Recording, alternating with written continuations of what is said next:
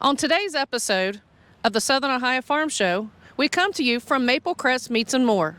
We're also at the Snow Hill Country Club and Banquet Center, and then we'll also be visiting Wilmington College and talking about their equestrian center.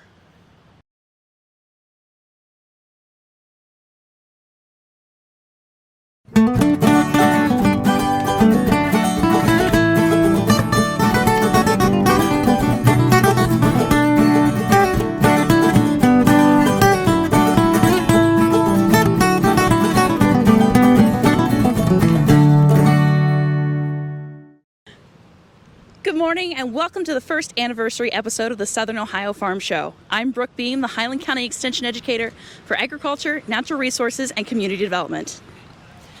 I'm James Morris. I'm the Extension Educator for Agriculture, Natural Resources, and Community Development in Brown County.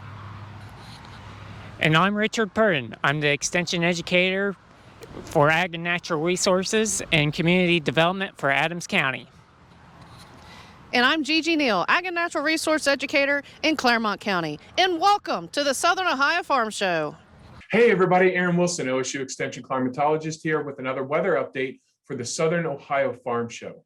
First, let me say congratulations to Brooke, James, and the gang on a happy 1-year anniversary of this Southern Ohio Farm Show, providing tremendous amount of information for our southern counties. And it's been an honor to be able to provide weather information and provide this outlet to get weather outlooks for our Southern Ohio friends. So I really appreciate being on this show. So of course, we're here to talk about the weather, and weather's been pretty interesting lately, hasn't it? I mean, last week we were dealing with a widespread swath of 3 to 6 inches of snowfall across the state of Ohio. You can see we picked up anywhere from 1 to 3 inches, isolated 4-inch amounts of parts of Adams County and Brown County.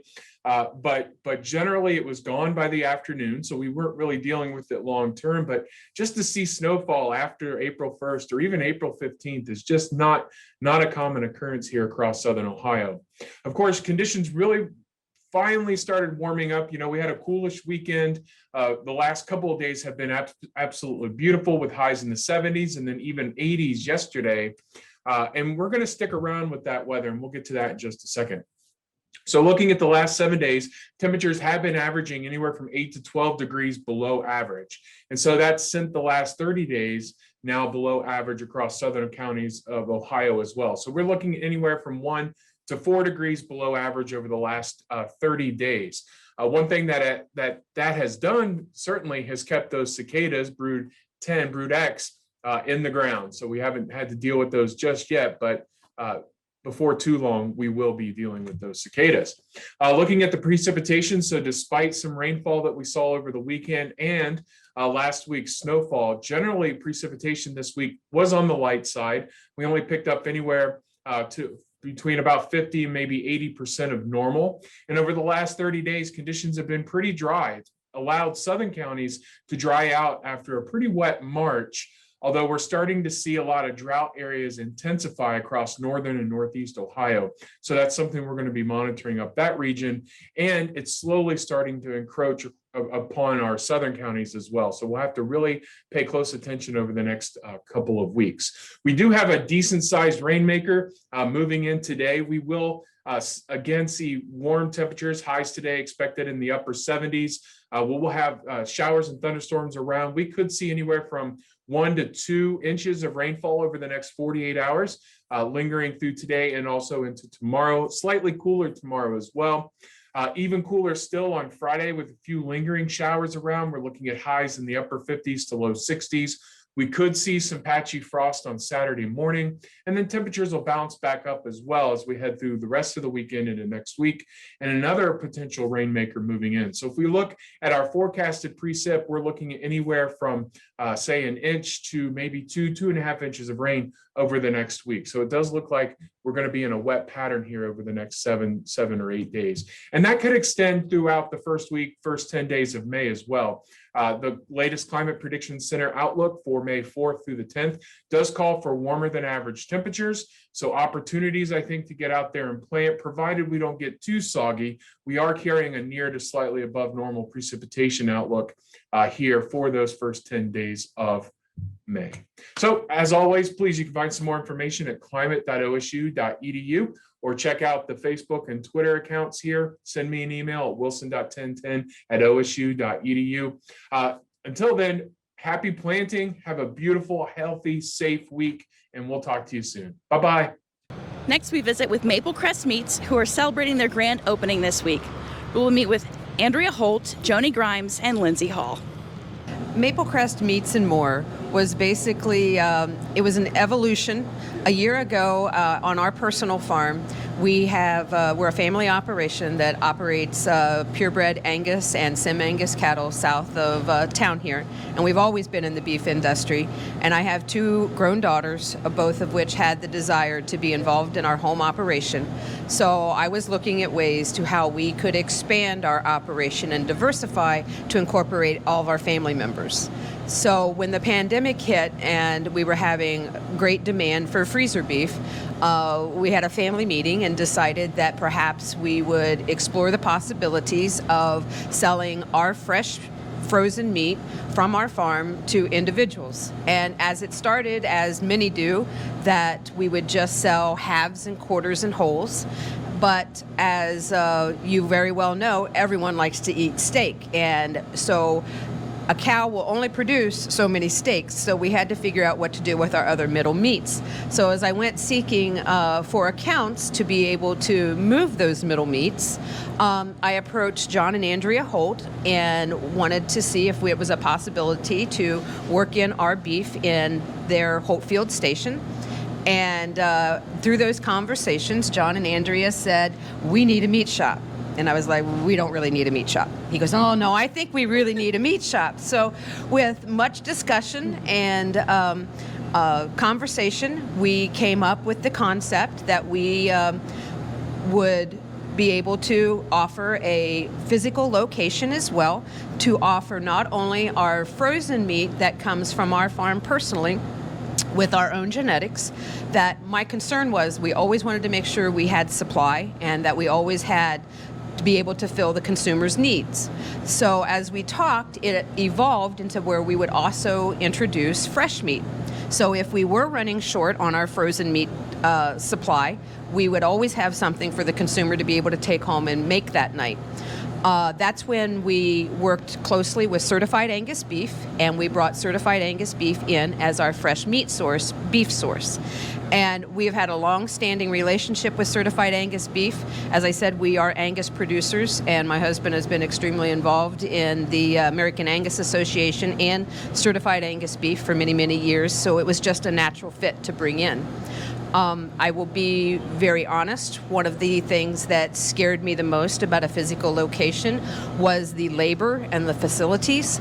And that's where John and Andrea came in, because they have the expertise on a lot of retail experience and having a lot of ability to garner people that can fill those positions, and without their input, it would have been, and without their efforts of helping on the labor side of it, it would not have worked like it was supposed to. And with getting their product, we already knew that it was a good product, so that was easy. It's easy to market something that you know is a good product, so that was really great. That was easy. I had worked with John and Joanie before, and different activities here, so it was a great partnership. And so then when we decided to have it down here, we just started talking about other things to add to the store, and we've just kind of build it a little bit as we go, try to fill this store with things that we think that people would like other than the meat. That's the big draw, that's the number one thing, but we've just added different things in here. And this community has been so good to us always. And so when we've opened this up, we've been open a month, and it's been super. The community has supported us. We have great employees that we just got a little bit at a time. So we opened up very slowly to work through the kinks and learn it ourselves, and it's just been a wonderful partnership. Our goal at the store is to not only have high quality meats as far as beef, we also have a pork source. We work with Whipple Farms in Orion, Ohio, and Saddlebrook in Orion, Ohio as our Berkshire pork sources.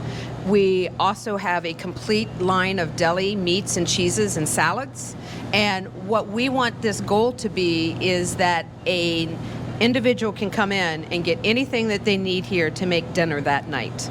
And so we hope by the variety that we have, we also want to definitely build a lunch trade with fresh cut sandwiches at lunch. And be looking for our specials on Facebook. We will try to have features every day. We will have a menu soon to where people can call in orders and that we can make to meet people's needs, whether it be trays, sandwiches for the office, whatever the case may be. We have local suppliers also. We have some honey, maple syrup. We have some cutting boards in here. So it's more than just coming in for meat. Like Joanie said, spices, lots of different things, rubs. So when you come in here, we want you to be able to start it with the great meat and then fill in with it. We have beverages, drinks, and that's what we're doing.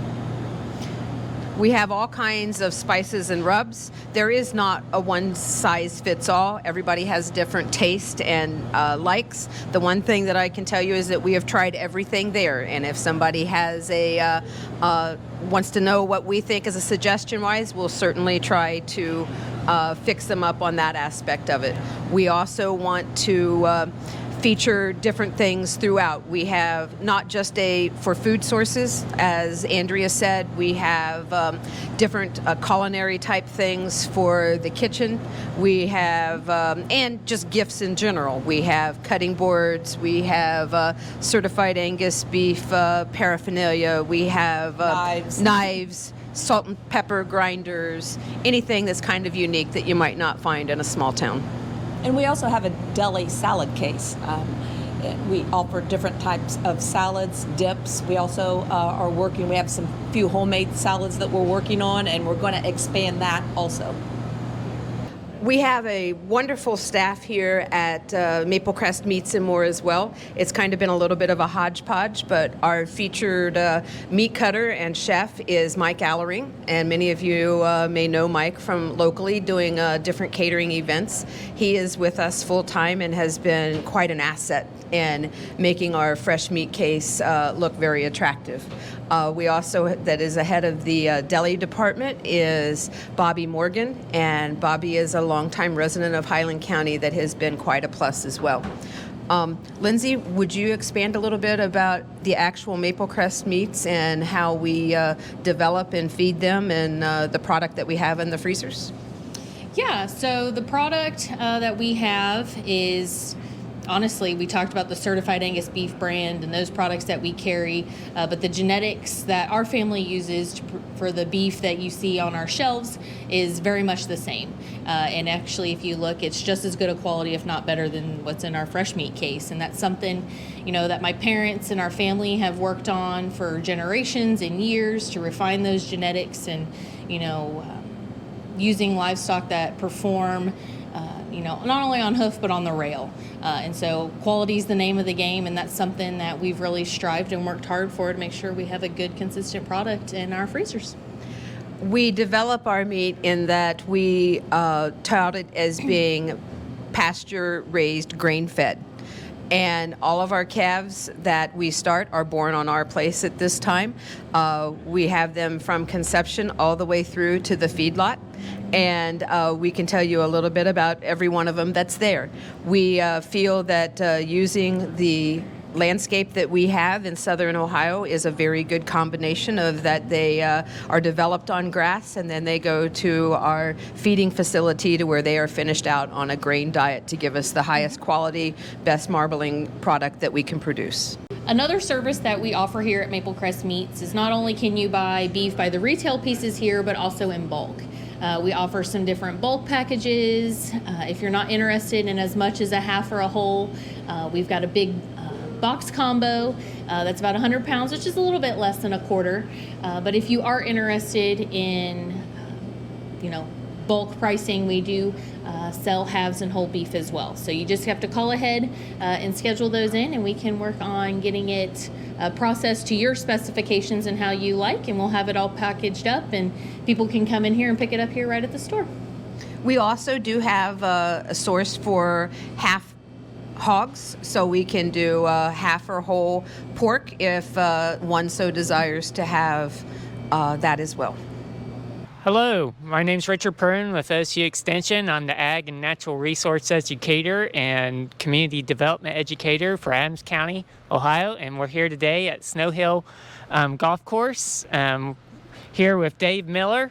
He's the grounds crew superintendent here at the Snow Hill Golf Course. So Dave, today's a beautiful day. You know, a lot of people are starting to get out there and mow their yards and take care of their turf-type grasses. How do you actually take care of your turf-type grasses here on the golf course? And I guess what's the best way to manage if somebody was to have turf on their property? Okay. What's a good way to manage turf this time of year? Well, I think what I would do first is start off in the fall time. Okay. Around September, early October, put out a fall fertilization. Okay. Fertilizer's always good. If you do it in the springtime and you get the flush of growth, you're mowing every 3 to 4 days and all that stuff. So the best time to start off a good yard in the springtime is to fertilize in the fall time with a kind of a high nitrogen. So on a fertilizer analysis, you'd have 3 numbers. You'd have your nitrogen, your phosphorus, and your potassium. Yeah. With that, you have to worry more so on the nitrogen than the other 3. But if you put the other 3 in there, that'll help anyway. That'll help good. Okay.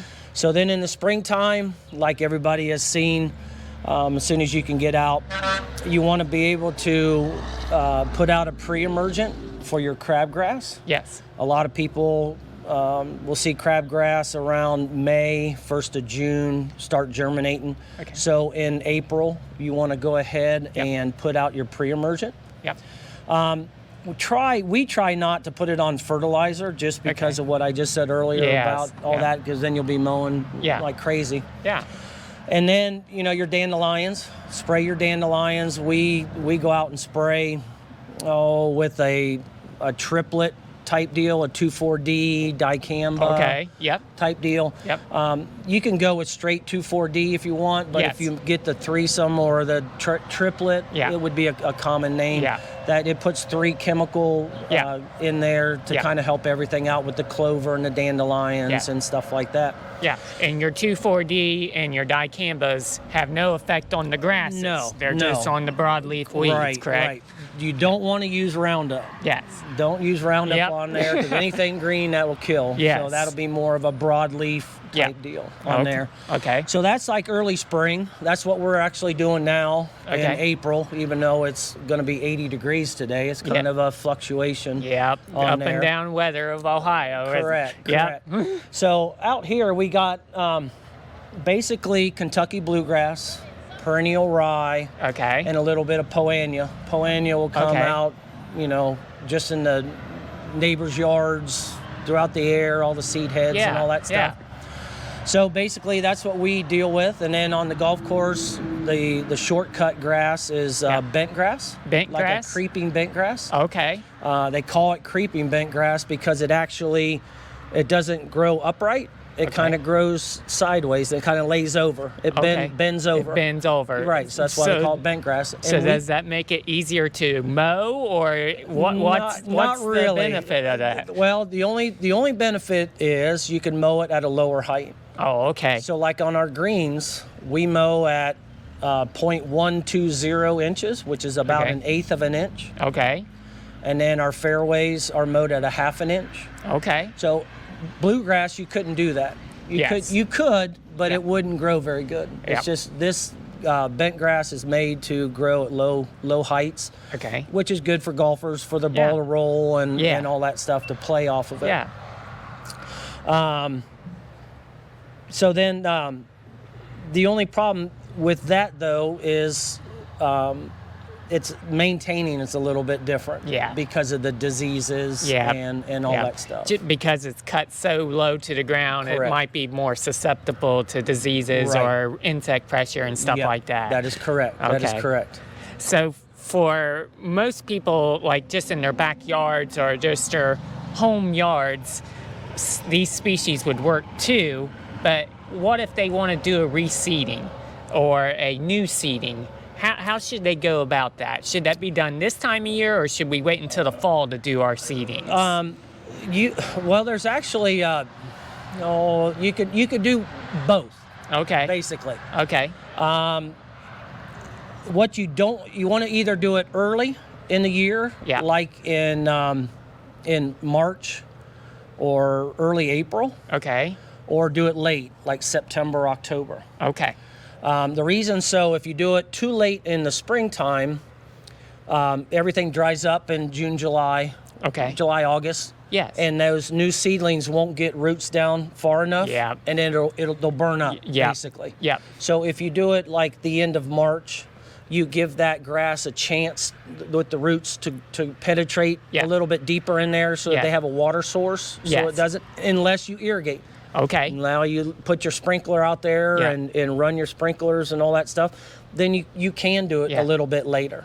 But a lot of people don't want to put the Yeah. sprinklers out Yeah. all summer long and have to deal with that. Now, do you suggest putting compost or sod on to hold moisture in as you seed on the actual landscape, or just leave it bare? when you do this? What we do out here, we put straw on it. Okay. We just sprinkle, just plain old straw, let the grass come up a little bit when it gets up past the straw layer that you put on there. Not Yes. real heavy. I mean, Yes. you don't want to like cake it. Yeah. But if you just kind of sprinkle it so you barely see the ground, because what you want to do is keep that moisture in there. Yes. Not let the sun evaporate it out and all that stuff. Yeah. Give those seedlings a little bit of chance, because Yeah. they're real small. They're only in the top 16th of an inch or Yes. something like Yeah. that. So just give them a chance to root in there.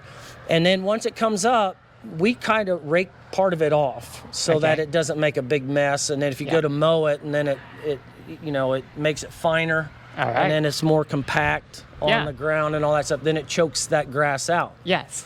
So you could do one or two things. If you got little patches, what we do out here, like if you got spots, let's say you had a big crabgrass spot in one and it died off and it's bare. Yeah. What we would do is get a little bit of topsoil Yeah. and sprinkle a little topsoil on Yeah. there, seed it.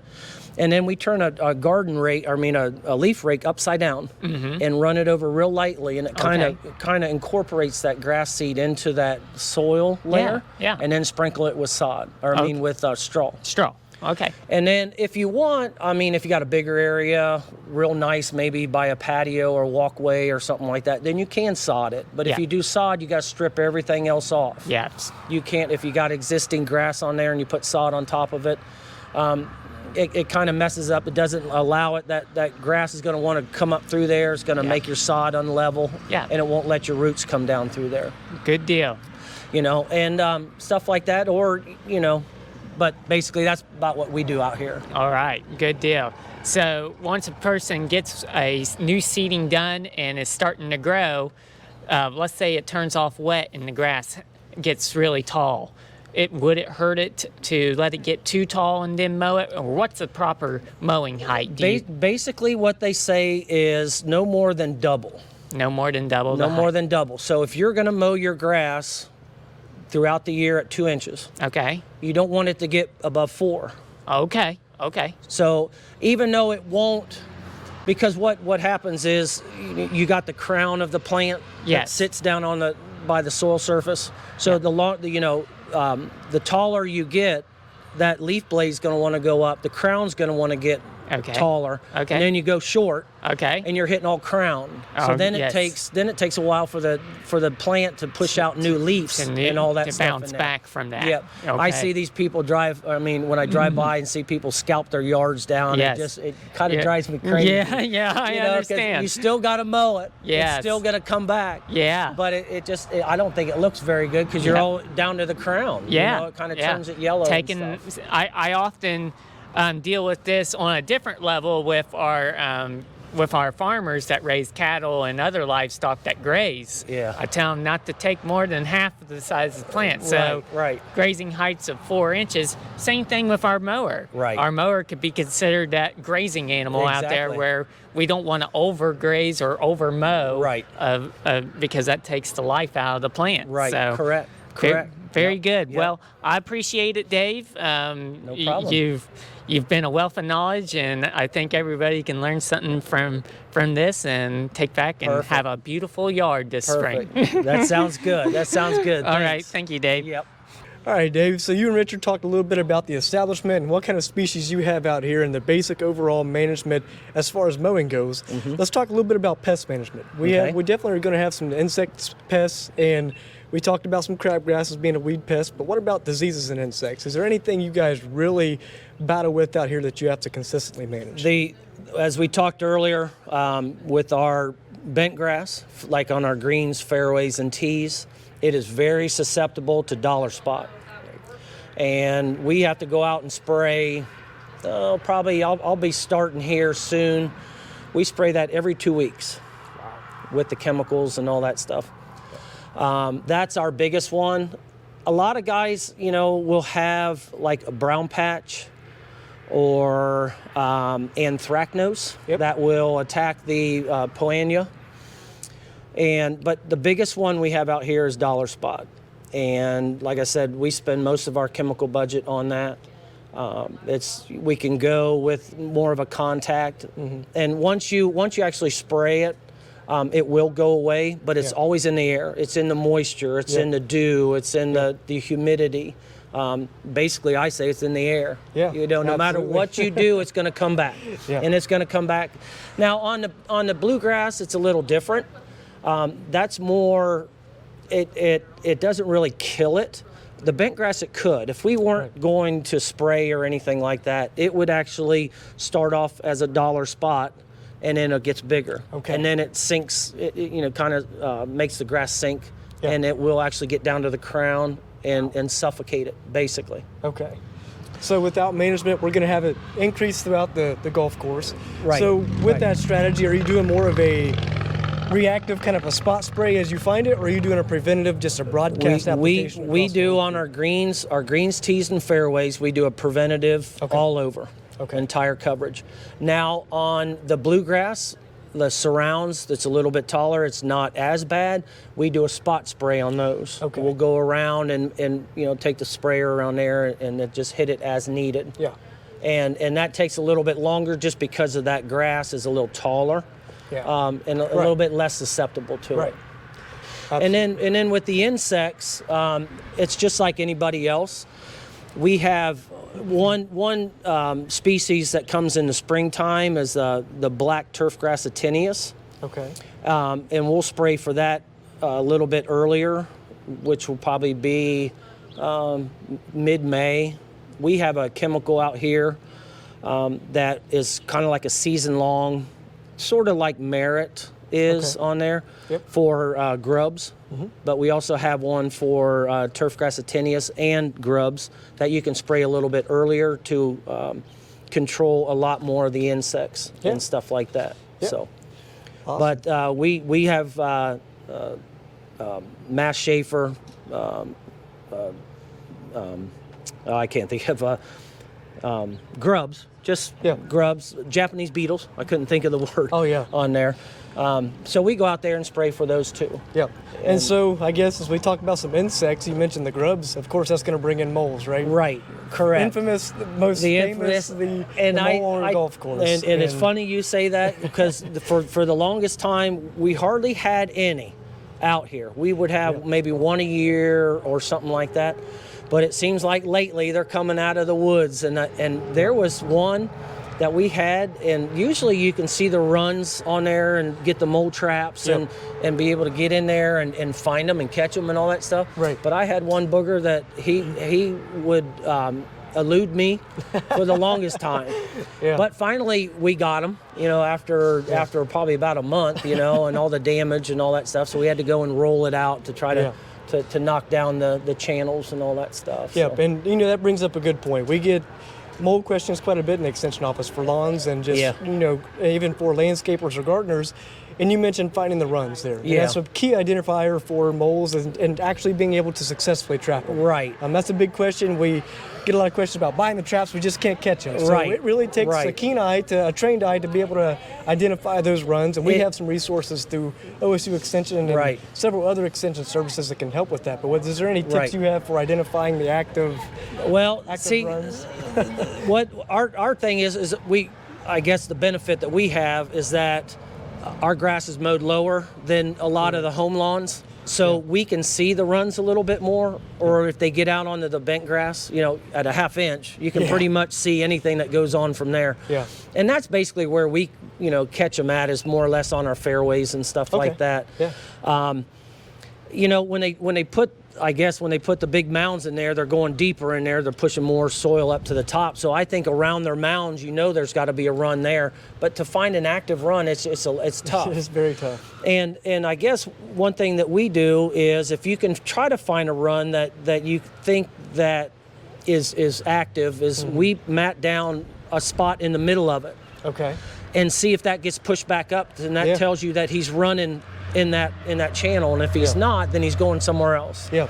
And it's just a seek and destroy type deal, Absolutely. and sometimes it's tough. It is. But you got to be patient. Just be patient, and you'll get them eventually. Yeah, and that's good news for everybody else listening, that even you struggle with That's right. identifying those and trapping them. So it is a difficult task, and it does take some extra work there. That it does. Hi, my name's Stephanie McConnell. I am the head of the equestrian team at Wilmington College in Wilmington, Ohio. I'm also the barn manager here at the Equine Center, and I'm going to give you a little tour. So behind me, you see our 72 by 144 foot indoor arena. This is where we do our team practices for our equestrian team. We run about 80 lessons or practices a week, and we will come on around here. This is our classroom is up on my right, and as we're walking down the aisle, we have 28 stalls. And with our stalls, what we do is we have them broke up between school horses, which are the ones that we use for the equestrian team, and we have breaking and training horses, which is one of our classes that we offer here. And then the students also have an option to bring horses in and board during the school year.